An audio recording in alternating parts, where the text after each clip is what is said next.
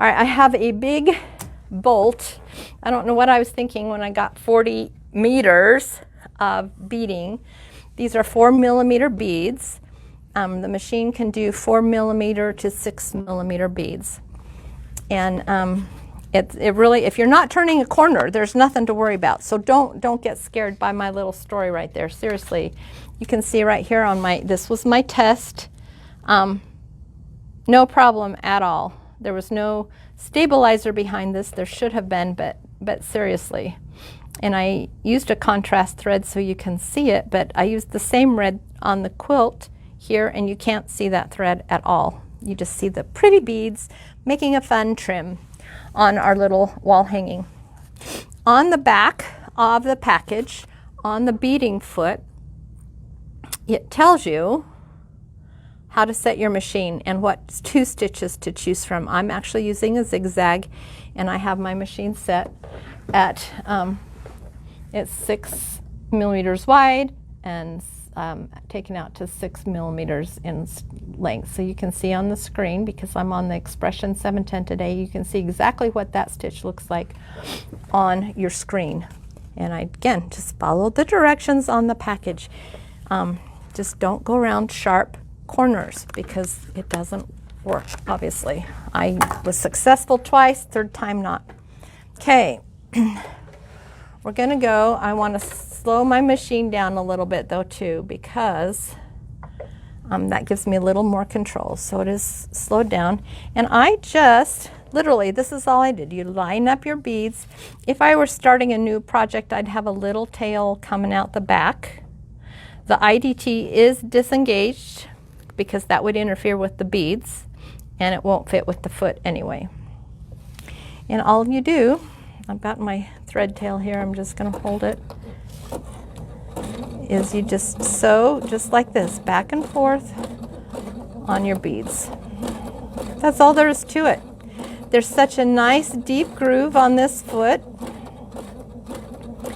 that the beads go effortlessly underneath. We've got the zigzag and everything set straight. I just have to make sure I'm keeping it at a straight angle, and I'm feeling a little drag on this table, probably because of the angle I'm at to sew this so camera guy can get in there.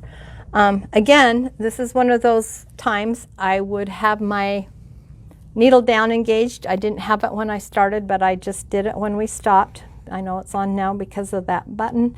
It did stop here. This foot has hovered, but seriously, there's no room to get anything underneath it. It just keeps my needle where I need it to be so I can adjust my beads and keep sewing.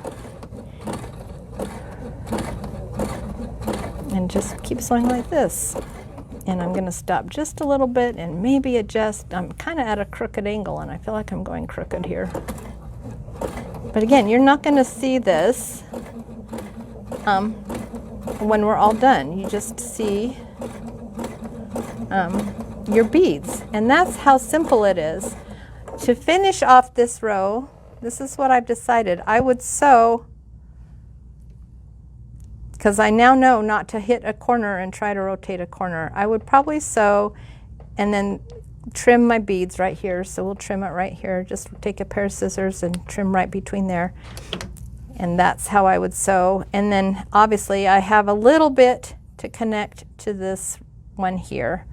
And that would be really simple too, to just take another piece and either start and sew this way and then add this one in and just come to get to here and then trim.